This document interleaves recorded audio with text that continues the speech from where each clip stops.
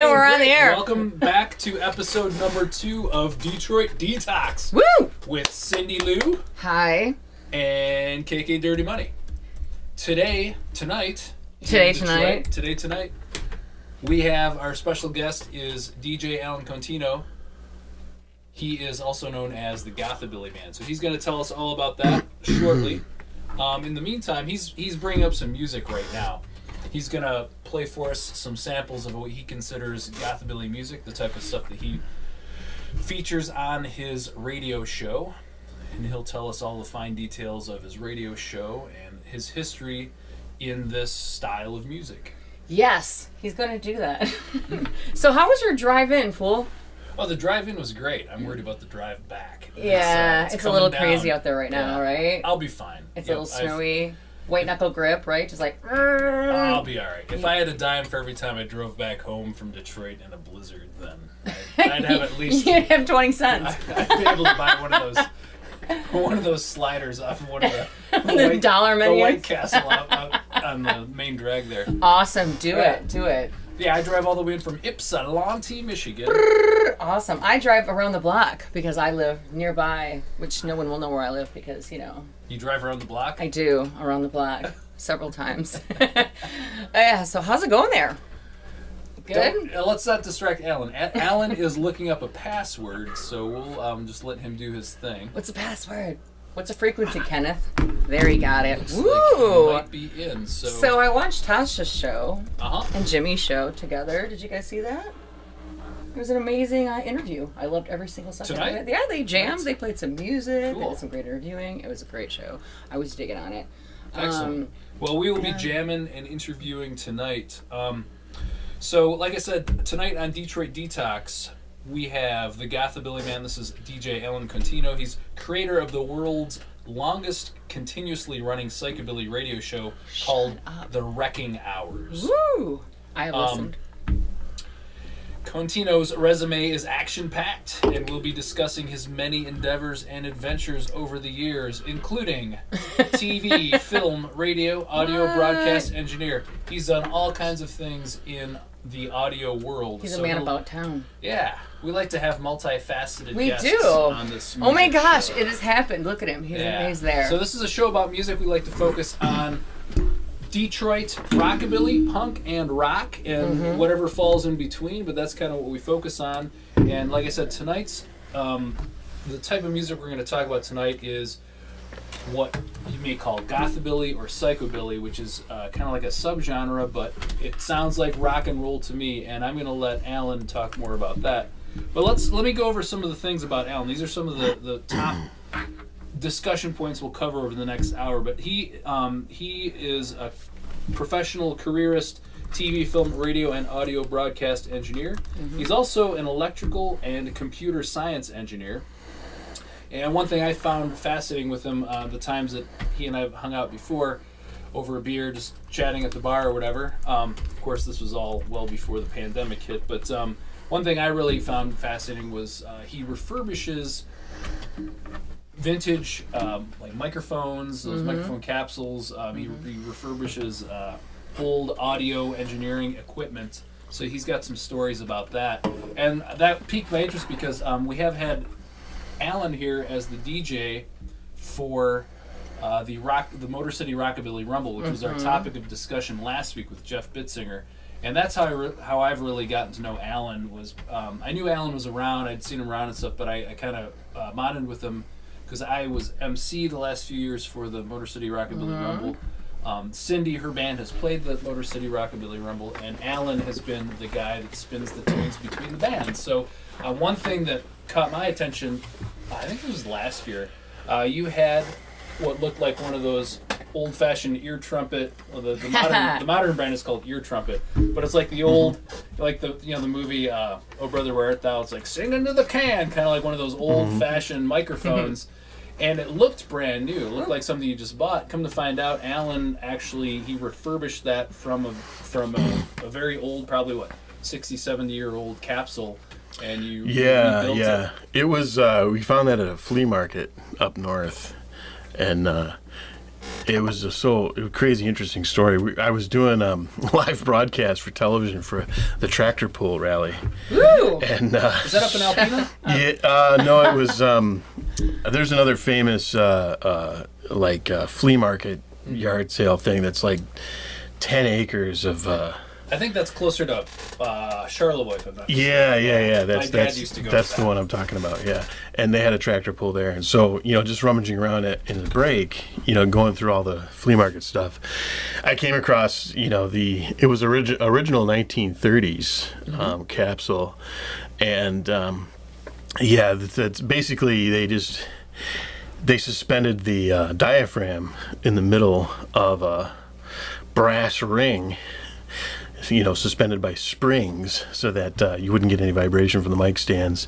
And, back then they were literally using just plumbing pipe as your mic stand. And so it was heavy metal, and if you touched it, the microphone would go crazy and go staticky and all fucking, it was the electronics back then were weak. and new, right? Yeah, and so, I see those for sale. There's this brand called Ear Trumpet, and the folkies really like them. So if you see like a young folk band on TV or something, a lot of times they'll be playing around this thing that looks like it's suspended in a hoop with springs, and those are expensive. The ones that are buy off the internet, right. Trumpet, and I'm sure they're very good. I've heard many good things about them. But like I said, Alan, he's talking about something like you'd see in "Oh Brother, Where Art Thou?" Yeah. I recently watched the Ma Rainey's Black Bottom movie. And I did too. It was great. It was good, I wasn't loved, all in one place, but kind of like cool. I liked it a lot. But in that movie, it shows an old-fashioned studio from the time that Alan's talking about, like the 30s, and they're all singing into these old-fashioned capsules. So I'm sorry to interrupt, but go ahead. Yeah, right. So it was just one of those things that's in a pile of parts and old tools, totally full of dust, and I recognized it, and I was like, this is pretty interesting. This is a unique model. So I grabbed it, and how much did you pay for it? It was probably like $1 or something. It was just like pocket change, really. And the guy was just like, you can have the whole box. And I'm like, no, I really just want this one piece. I don't need all those rusty tools. The one when I got it and broke it apart, I found that the electronics are still pretty good. But so I rewrapped the coils and put a new diaphragm in. And then I had a buddy who was working with the tech shop. I don't know if you remember. Tech Shop was the local thing that was happening. There's a big one in Dearborn that was by me, and it's like a makerspace kind of thing. It was the makers. The Maker magazine actually is the one who sponsored most of it, and so in the Tech Shop they had access to powder coating booths and all kinds of stuff, and so I had a former student of mine who was making his own microphones at the Tech Shop. And he had access to the powder coating booth and stuff. So when I got all the innards ready, I gave him all the parts so that he could re-powder coat the whole thing. And that's what really gives it and in fact, we powder coated the brass parts a brass color to make them look newer because well, when I shaved off all the rust, it was pretty nasty. And that it was just kind of like raw steel again. So we gave it more of a brass finish on some of the parts, and then the other parts we made we powder coated black, so it has a nice the cover for the front diaphragm we did polished chrome, and then the back side we did polished brass, and then the ring we did polished brass, and then the holder itself that suspends the whole gizmo in the middle was powder coated black, so it would look just like a new mic you'd buy, but actually had the old capsule. Sweet. And it's definitely eye-catching. It caught my eye because like I said, when I was as an MC, I was communicating with you because we kind of have to work together as we get one band off the stage and get another band on the stage, and I saw that microphone, and that's kind of what kick-started the conversation when he said, "Oh, well, I made that." He's like, "You can use it if you want." And I remember you put it up on the stage, and I was talking through that, and it's got a very unique tone. It's much different than these modern microphones, which are great. But, these modern hooky dookies. Come on, they're sweet. Well, back then, they were running off of different power supplies, and they had tube amps and tube preamps. And, all the mics nowadays, they run off standard phantom power. They're just dynamic. They don't have power at all. So that one actually needed a special circuit so that I could use the current phantom power to power it at a different level. Going back to the DC current of the 50s wasn't anything like the positive 48 phantom we have now. So that, in and of itself, having a different power supply that had to be adapted for the capsule, makes it a one of a kind. Yeah. There's really there won't be anything else that sounds like that because it had to be modified in that way. What did it sound like? That's what I'm curious. Like, well, I don't know. It's like a very old-fashioned sound, and it's got a resonance to it. And I think part of it is because it is suspended in that hoop with the springs. Right. Anyway, so Alan is the other one I did very technical about it, but the like big popular he's one, an electronic engineer, so he knows his stuff. Yeah. The birdcage mic is the other one that I've done a few of those, and I still have a couple at my place that I haven't refurbished yet, but I've been hanging on to those. But that was the one that, the birdcage mic was your famous, it's like a giant cast iron cage. Yeah, it looks like... your tattoo? Yeah. Wait, is this it? Yeah, we each have one. Oh my God, right, it's so trite. So I feel like the predecessor to those actually is the one I'm referring to. Yeah. And it's much bigger. It's actually like, it's almost the size of a football. That's probably why they call them bird cages, because they're big enough. Yeah. Because it would not fit on my arm. Right, and same deal with those. They needed a special power supply to use them, and I refurbished a couple of those, and those go for so much money that I was able to pay for entire semesters of college with just the microphone. So and that's a whole story. There you go. Brains. But no. I want to ask this. Okay, so the investment that you had buying them, and then the amount of money you put into them, and the amount of money you sold them for. Give us a. Well, you find them at like garage sales or flea markets or something, and the people who are selling them don't know what they have. Yes. They really don't know what it is. So they'll give them to you for like $10, $5, $10, something like that. But they probably don't really work either. No, they're not usually functioning. Yeah, or if they do work, they don't know that they work, right? Which means you can just offer them whatever they want. And you're like, hey. Yeah. So, but then. Because of the birdcage is a famous,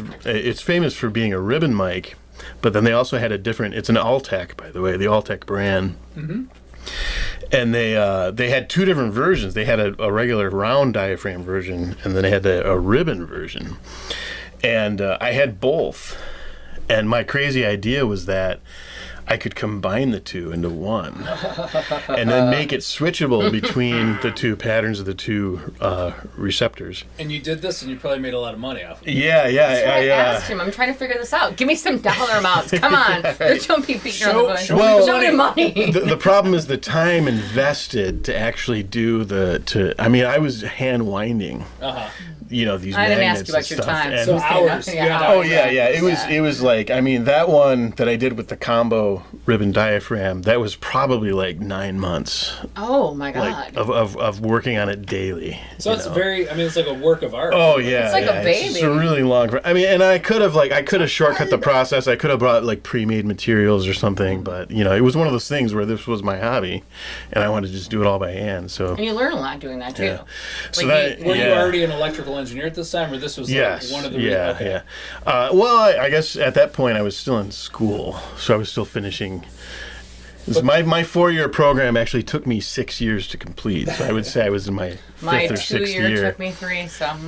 But getting back to these old microphones, these are the same microphones that rockabilly bands of today they'll go to special studios, or they'll really want to record. Absolutely. Mics because it gives them that sound that you can't really get. And that's why I sold it to a guy in Nashville, because he had a studio that is still entirely analog, and people go to his studio specifically just because it has that sound. Yeah. It's like high style.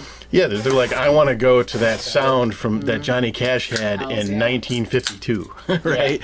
And so then they can say, okay, this is exactly the stuff that he recorded on in 1952, and here it is. Go for it. So you spend a few bucks at a yard sale. You have to have the brains, but then you put the months of tedious work into it.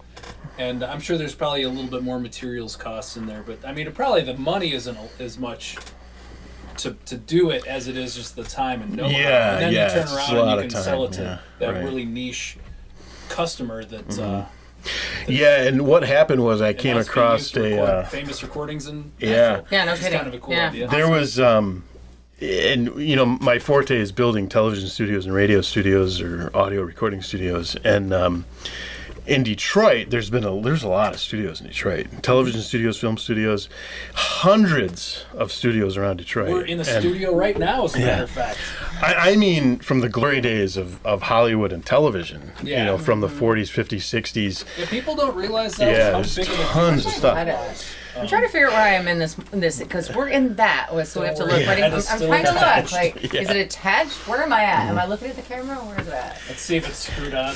I don't know. I'm sorry to interrupt, but it's kind of confusing me. I'm like, I'm not very adept. Yeah, Detroit was referred to as the Paris of the West, right? What? Right. There was more film footage shot and more television produced in Detroit than anywhere else in the world. Yeah. Really? Up until the 1960s, because Detroit had all of the educational, all the industrial, all the corporate, right? It was the non-entertainment productions that were all in Detroit as the center of production. So, in fact, the Duck and Cover movie that they used to run for kids in schools in the 50s, that was produced right here in Detroit. That was all shot and produced here in Detroit. Did everybody hear that? Duck and Cover right here if you look around the area that we're in now, it looks like the apocalypse, the nuclear bomb. Right. Shut your dirty whore mouth. So all of these studios have been closed and they've been gutted, right? And so I was one of the guys that was going in and gutting these old studios and like just scrapping all the old equipment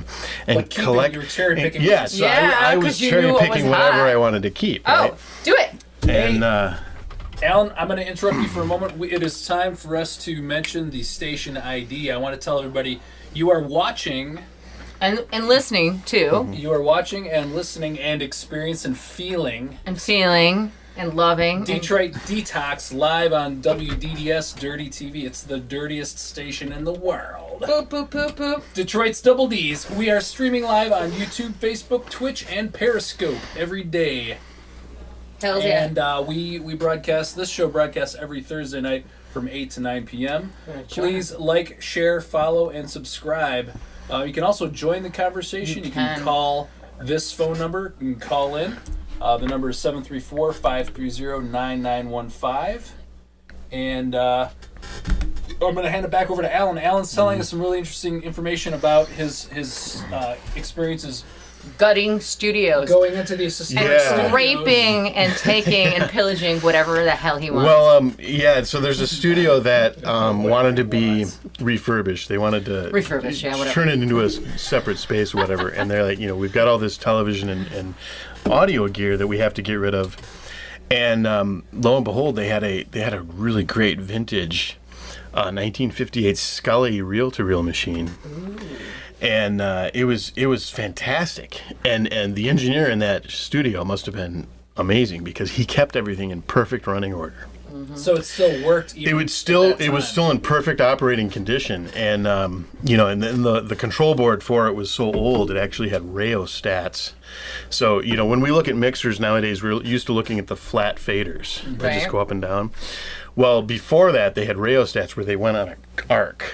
They were a big, kind of dial on an arc, right? So they had like a the potentiometers, the big old roundies. That would predate even the rheostats. I learned with the pots. Yeah, turn your pot up and down. If you go to Hitsville, USA, and you go to that legendary studio, you can see some of that old analog gear. But that's probably from the '60s. What they have in Hitsville, USA. So so I was like, well, if you're just going to throw this in the trash, why don't I just put it in my truck instead? Let me dispose of this. Let me dispose of this for you. Yeah. That for you. And I had a friend of a friend who I knew through rockabilly, through a rockabilly band. He knew a guy in Nashville. What was the band, if you don't mind me asking? What was the name of the band? It might have been the Silvertones. Why would you put him on the spot like that? I want to see how good his memory is. I guess so. Right. Perform, circus monkey, perform. It might have been. It might have been the Windsor group, the Silvertones. The Silvertones. Okay. Yeah, and either that or it was somebody from Chicago with maybe the Hi-Fi Roadrunners, because I was dealing with them a lot. So this is circa what year? Oh, 90s, yeah, 90s, yeah, okay. 90s, mid 90s, and so I talked to the guy in Nashville. And I said, "Look, are you interested in a Scully machine?" And he's like, "Well, how many tracks?" So it's an 8-track, and it has all 8 preamps for each track already included in the rack. So yeah, he's totally interested. So I was like, "Well, if you give me enough money, I'll drive it down to you right now," because I was desperate to pay rent. And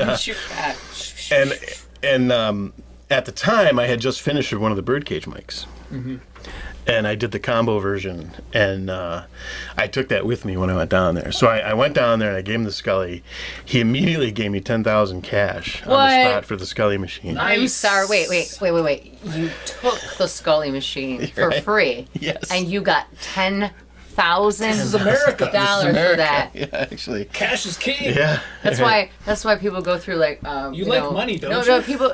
This for one second. I'm going to sidetrack for 1 second. You know me, but I'm just saying like people. I have a friend who does a lot of estate sales and things like that, and he says sometimes he'll go to like a Salvation Army and he'll just light up like a Christmas tree because he sees something on a shelf that no one has any idea the value of it. He turns around and sells it on Etsy for like $1,000. Yeah. Oh yeah. Because he'll just get the book out. He'll be like, go on the internet and.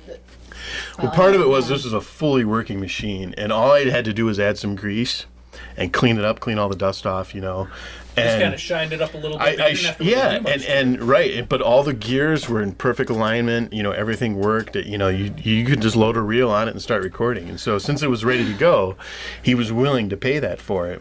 And then I showed him the birdcage mic, and he gave me $7,000 for that. You walked up there for $17,000. That paid for many months of rent and probably some of your schooling as well. I basically didn't have to worry about work for a while. Yeah. Well, hey, it sounds like Alan could go on and on about this, and I love this stuff. Cindi loves this stuff. We're vocalists. I have a project studio in my basement. I love microphones and preamps and all that stuff.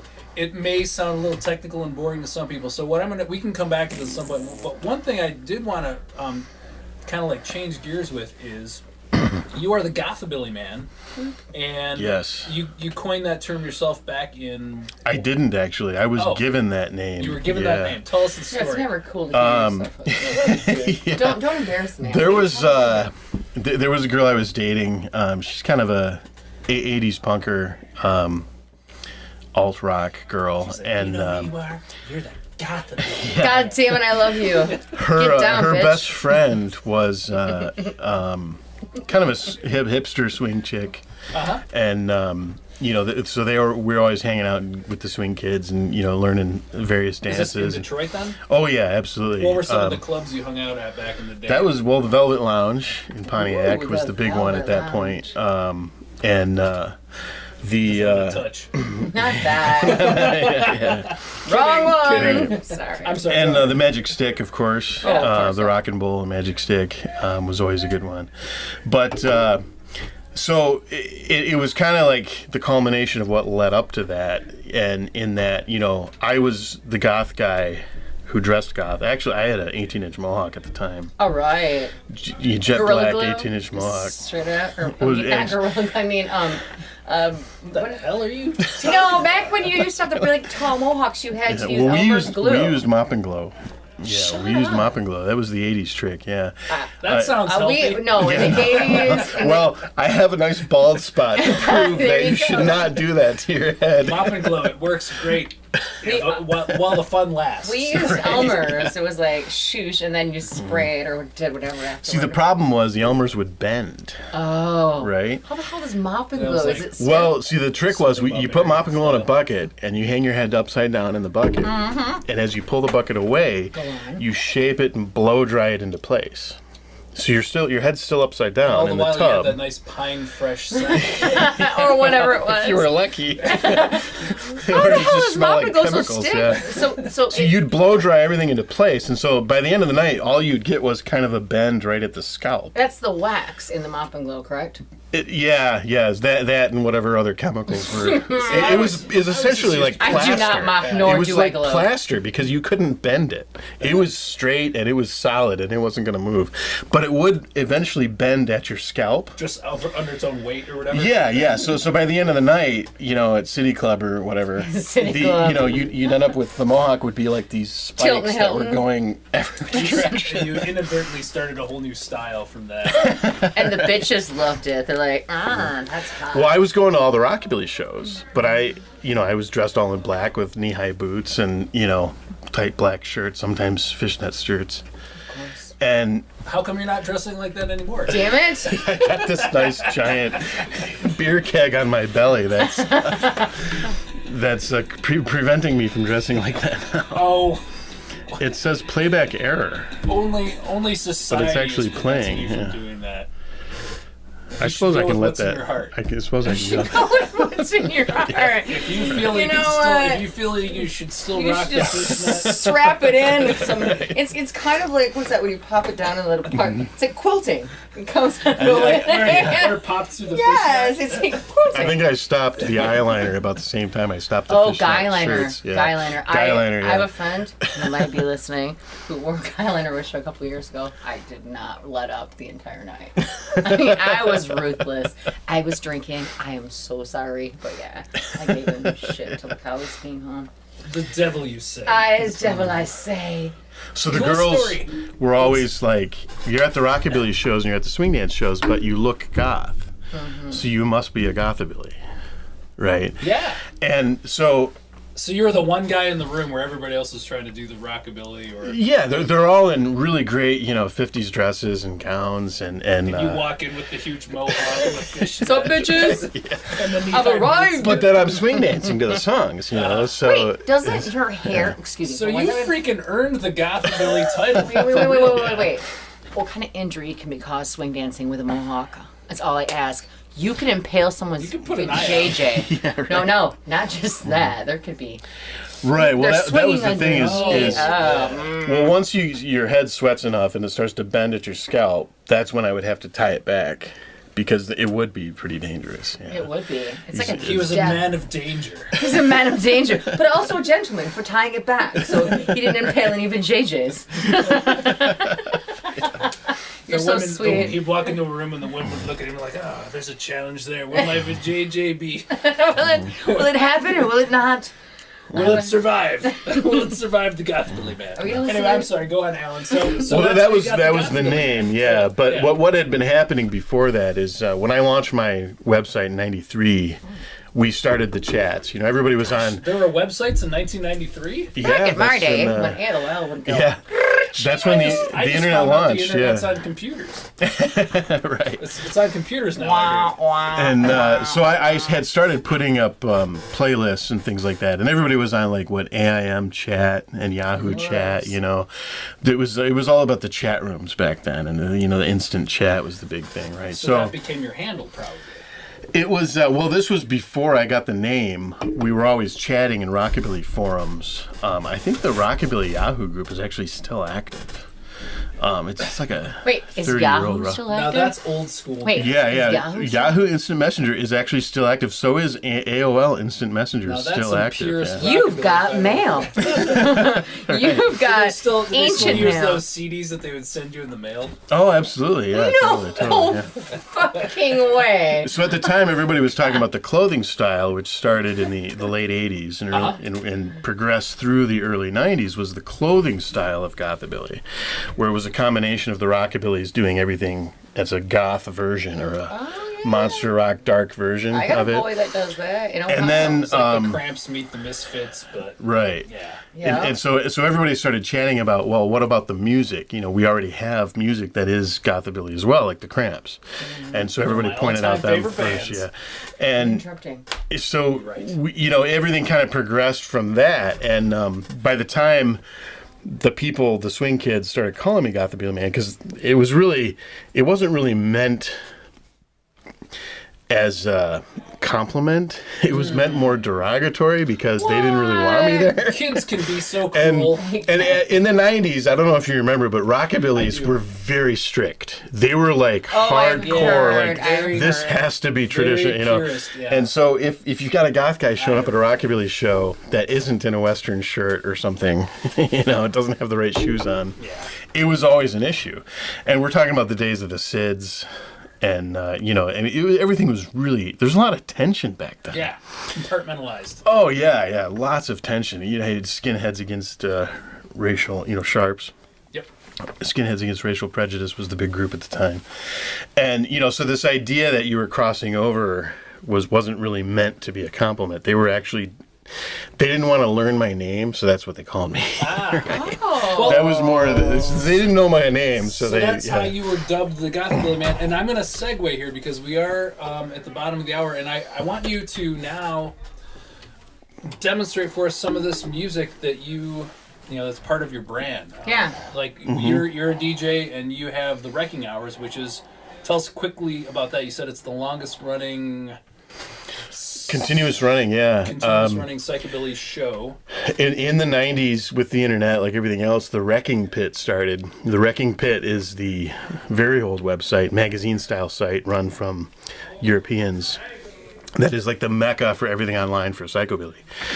And so I started right alongside of them with the Wrekking Hours show. That's why it's called the Wrekking Hours show, because you had the Wrecking Pit website that had all the forum for how to get in touch with all the record labels and all the music. And then, so I was like, well, it's a fitting name, just make the Wrekking Hours just like that. And so I started the radio show at that point, and I didn't have a station until 98 is when I joined WHFR in Dearborn to start doing the show. That's your home base, so to speak? Well, now I've actually moved to Farmington Hills. Ooh. But that was my home base was for the past 20 years was Dearborn. I didn't say that. And Get her another beer. yeah. So so I mean, I started the show, and it was just kind of an online thing, you know, sharing stuff with people through Instant Messenger, you know, say, you know, go to this link and you can see the playlist or you can listen to the show. And podcasting wasn't really a thing back then, you know, so it was more like just sharing stuff, and which is all entirely illegal because we were sharing music that we shouldn't have been, right? Because you're sharing music without paying for it. Ooh. You know, and then the whole Napster thing happened, and then all that fell apart completely. And so I was like, well, if I join WHFR, then I can just do it legally, and I can, you know, do everything. You strike me as a very law-abiding You do. Gothabilly man. That's good. I like that. He's a good man. He's a good man. He's a good man. I trust you. Well, how about this? I'd walk into the woods with you. Let's play some music. This is a show about music, so let's play some music.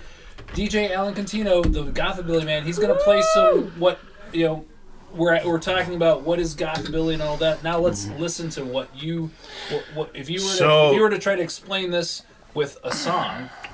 What would be something you'd use? Well, I guess the first one I'm going to do here is actually Local Boys. So these guys were from Lansing, and we like local. You do? They were the psychobilly group who realized that Gothabilly was a thing, and early on. So this is going back to 1998, 98. 98. Yeah, 98. And those days. The Gothabilly music thing kind of transpired all through the 90s as kind of a. Once the 80s kids got too old to be what they were in the 80s, right? They became something else.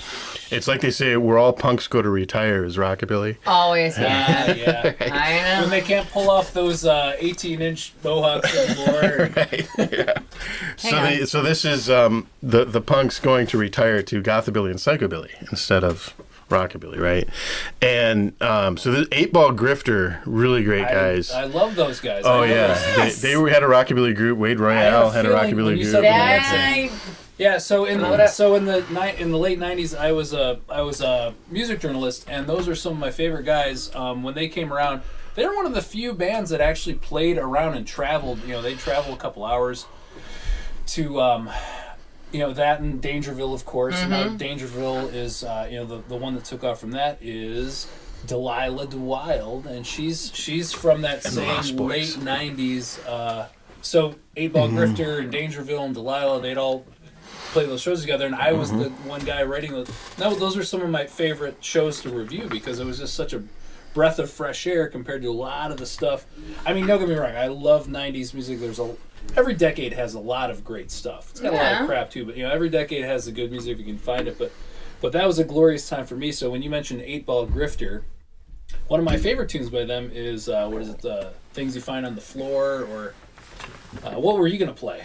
Spit on My Grave, which is their kind of like it's the more of their Gothabilly tune. Let's do it. I love it. And I hate it is actually playing, but not coming through. I'll be right back. You can borrow some of my pens if you want. No.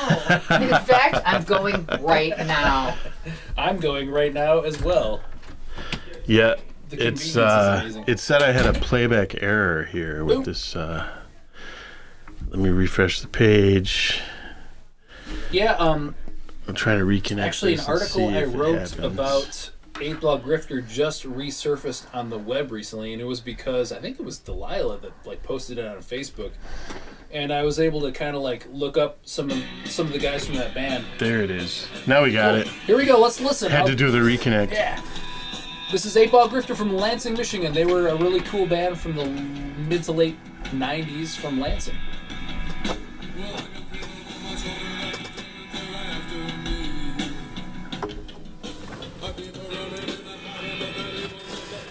Looks like it's coming through.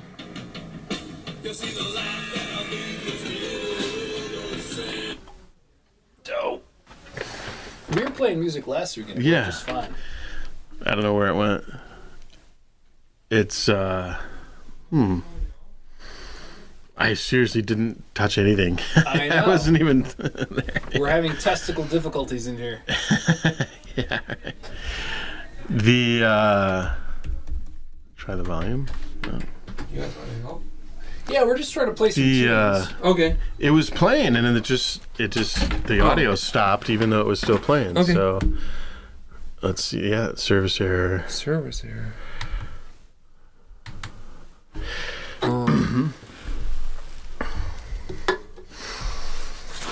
We got Jimmy. Live radio, folks. That's what Sorry, happens. yeah. It's all live in the mix. What song did you want to? That was the one. Yeah, Oh. that was the one that was playing. 8-Ball Grifter. I don't know. Oh, that's weird. Yeah, it literally was in the middle of the song. Yeah, we're not even Cut. sure how this is connected to the.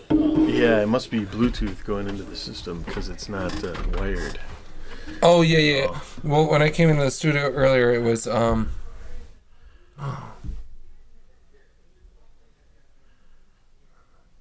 We had just a taste of 8-Ball Gothabilly. Grifter, yeah.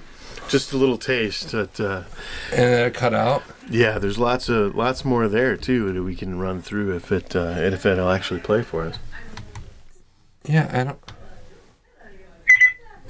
One of the main things I liked about 8-Ball Grifter, not only were they cool and they were fun and they had a great visual effect, but Wade, the frontman, singer, bassist, he was the nicest guy ever. I mean, those sweetheart, guys yeah. always try to look tough, and they did look tough. But you talk to them, and they were all just really cool dudes. And just Who's happened this to be there. asshole? Yeah, who's this guy? Yeah. I wonder where'd you come Sorry. from? He's trying I'm trying to help, He's trying to help but- save I'm our asses. kidding. I don't know why. I'm not understanding. I'm sorry. Yeah, I was just playing it through. We had some issues in the studio here, right? Because usually it goes straight into the computer, and then tonight they want to do it through Bluetooth, so we were just doing it through the headphones, so you could commentate over it and all that, And Right. it was working on Spotify and other platforms.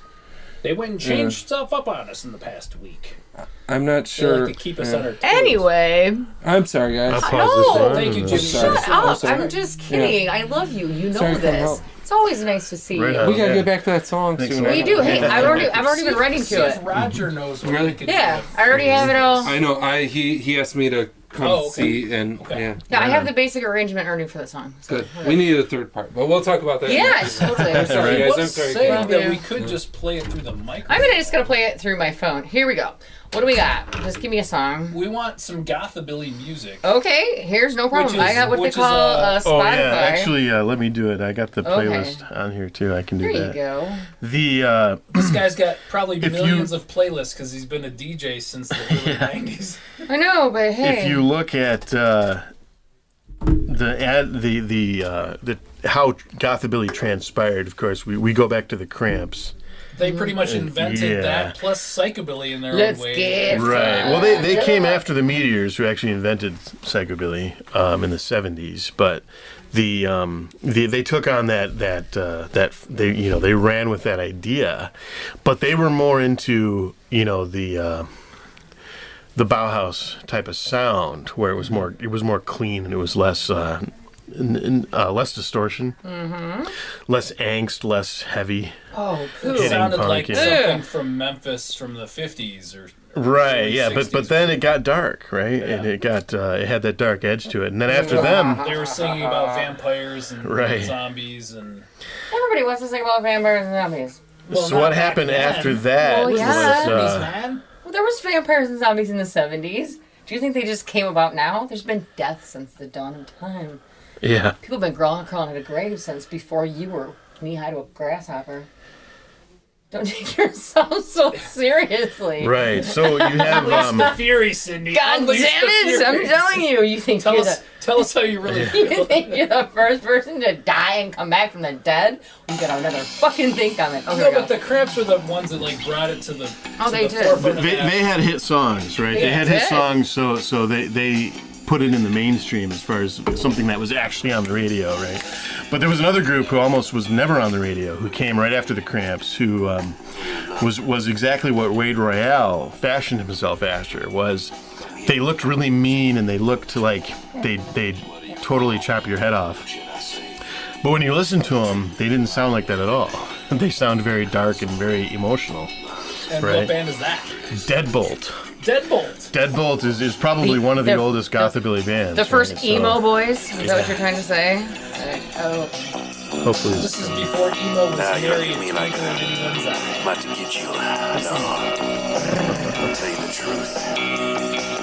So Deadbolt was always very sultry and very dreamy for the goth style, but then they had an upright bass. They had the hollow body guitar with the extra echo.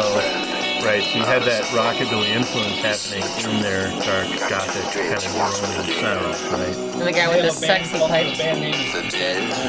Deadbolt, yeah. And they were known for, well, they are members of different motorcycle gangs. Oh. And they were known for playing motorcycle bars. And that was their premier audience, was the fact that if you went to their show, you better watch your P's and Q's, because these guys will actually kill you.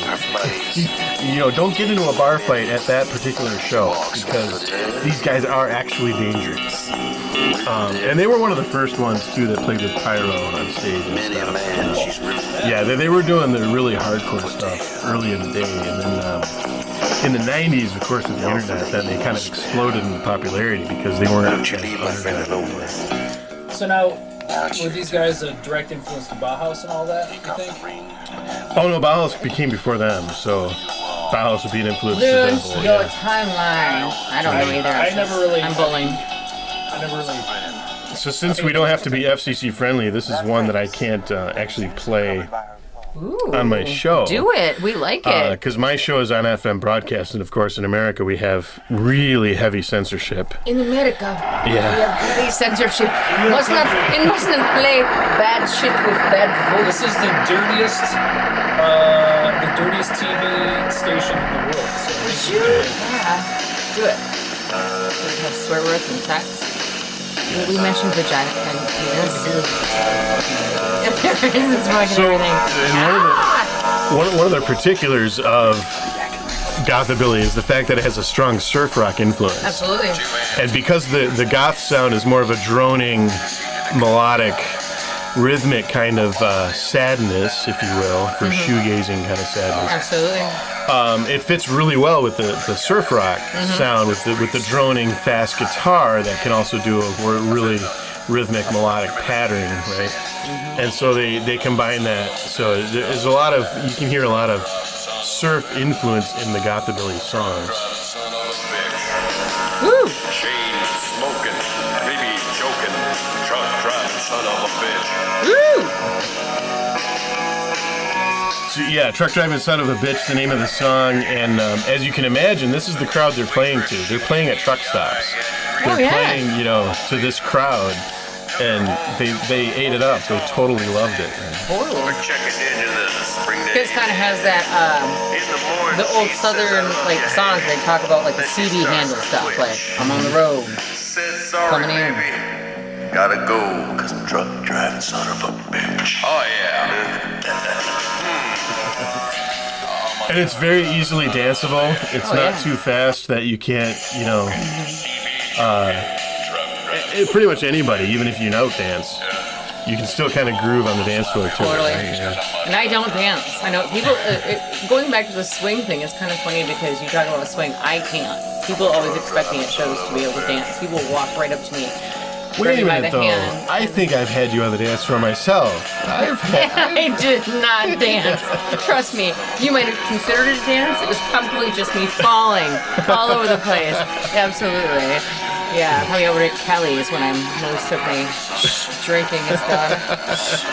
During the No Car Show, the Dead Last. That's the Hello, great Dead thing Last. about rockabilly, psychobilly, and those genres is we're not expecting it to be like traditional Lindy Hop, traditional swing dance, where it's proper ballroom style. We're really just out there having fun and falling all over the place. Dude, Right? I can't do that. Okay, so it may look more impressive than it actually is because we're just tripping over each other.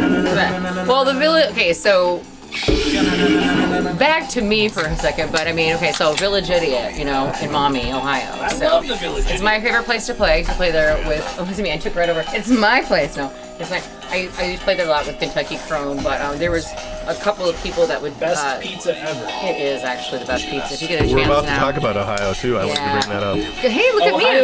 Look at my natural segue crap I comes do. up every time with It that does, group because we're Ohio's so got a attached really to those awesome- guys. Just over the border, there's Yeah. a great music thing happening. But anyway, go on. I just walked Really? in. Thank you. Well, we're just talking about dancing, like how I can't, but everybody always assumes I can't. People come up like, hey, let's dance. I'm like, if you flip me, I will die. yeah. There will be a contusion. There will be blood on the floor. There's none, you know. It's pretty obvious you can't dance. Do I look uncoordinated naturally? No, I just. Ready?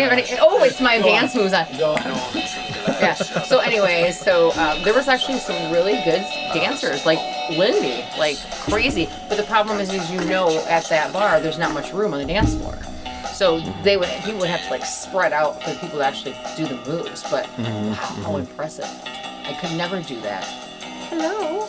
Oh yeah, and I used to throw girls under my legs and around my back and stuff, but it was so reckless. It was so completely reckless. Did you ever hurt somebody? Did you ever like throw a girl on the ground? No, and nobody she ever got died? hurt, but I think it was because we were inebriated and kind of loose.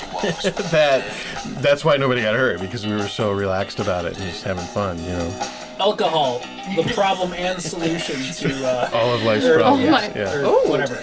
We don't have What's much the red time light? left. Yeah, we don't have much time left, so So let's go to the premier Gothabilly band, the band who pulled it all together to take all the influences and make the premier Gothabilly sound. Can anybody read that? It's from Ohio.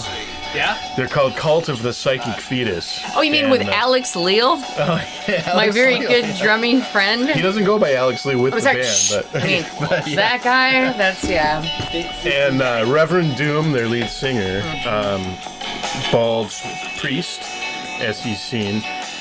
So I'll switch over real quickly to that premiere song. So this is my favorite from there. Lay there in the cotton, and her lips were cold. It's a song about necrophilia. Your lips were cold, Cindy. I can't have sex with a dead person.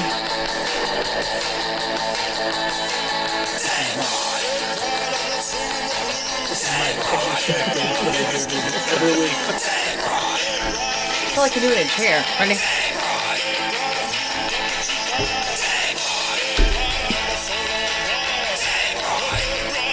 obviously, I think Those drums are so good. Alex, just letting you know. Shout out, bitch. I love you. So they've taken the rockabilly ensemble, the 4-piece rockabilly ensemble. They've added the surf influence droning guitar. They've added the goth beat, the goth backbeat to it, just like they had with Bauhaus. And they put it all together and released a few albums. Just outstanding stuff. And, so you're saying this is the band that kind of like the culmination, right? It really pulled together. This is the definitive Gothabilly ensemble. Yeah. They're the Grug. Big Lebowski? Yeah, They really brought it all together, okay. I was going to say, come on, I was waiting for you to please say it. One of my favorite movies. Yeah, I love that movie. It was until you just said that. Dick. I kid. You guys, by the way, it's really snowing outside, so hope you got some chains on your tires, or, you know. Are we allowed to do that? No, we're not, but you know what I mean? Screw I it. always have some chains, tarps, and shovels in my trunk. For murderers. Yeah, I always have some tarps, you know, just in case. Whatever might come about.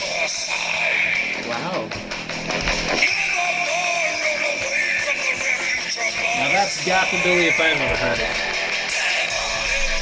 You can't get more goth. 2 minutes. 2 minutes. We have 2 minutes left. Okay, folks. well, we gotta go. My buddy Tim Malik, he sent me a text. He's listening live. He thinks we're funny.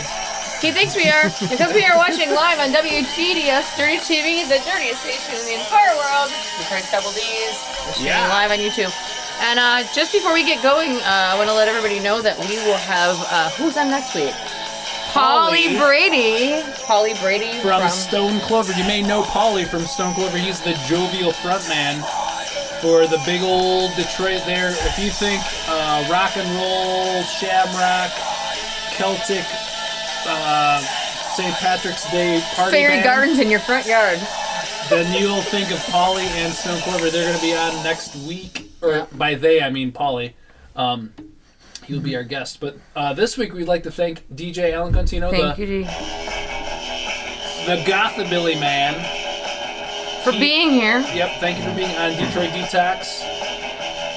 He is the creator of the world's longest continuously running psychobilly radio show, The Wrekking Hours. Man, I wish we had more time because Alan's got a lot of cool things to talk about. So Roger, our producer, is telling us we got to wrap it up. So good night, everybody. We're out of here. Thanks for listening. Thank you. Bye-bye.